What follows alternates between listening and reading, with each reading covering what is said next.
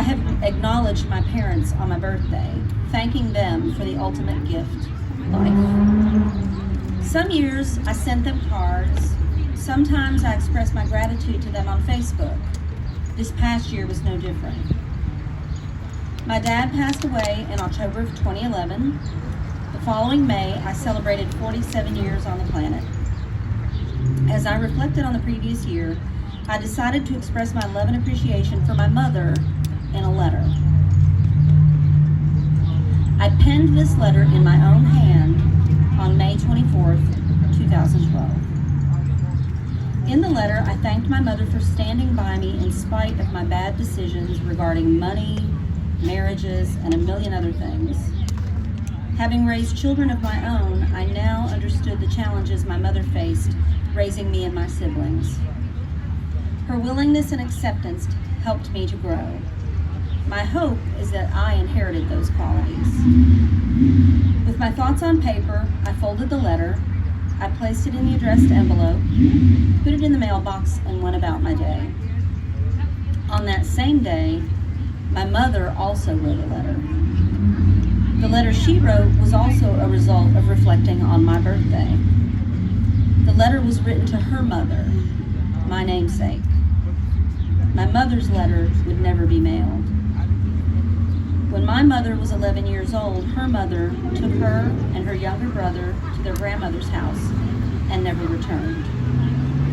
My mother has spent a lifetime trying to process this traumatic event, and although she will never get over it, my mom has worked hard on forgiving and healing. In her letter, my mom gently expressed the anger that she felt for being abandoned. Her mother's mood swings caused my mother great fear and dread as a child. This translated into fear and self-loathing in her adult life. But my mother didn't place blame in her letter.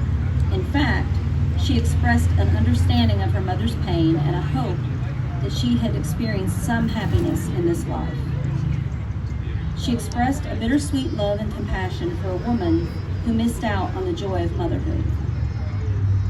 Although the relationship with her mother could never be replaced, my mom chose to focus on her relationship with her own children. Even though she has forgiven, my mom has never had closure because it's still uncertain whether her mother is living or deceased.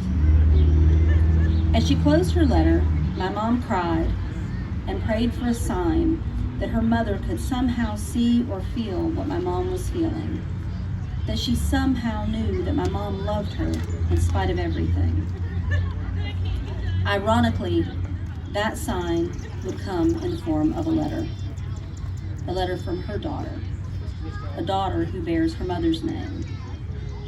When my mother received my letter, she immediately called me. She was stunned that our letters were written on exactly the same day.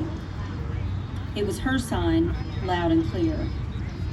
My mother keeps both letters in her journal to this day. I called my mother today and asked her to read both letters to me over the phone. As we talked about it, my mom noticed that she wasn't as emotional as she had been on that day. I suppose more healing has taken place since then. And I decided to call this the letter, singular, because I saw that whatever we had experienced individually on that day as parts of one event.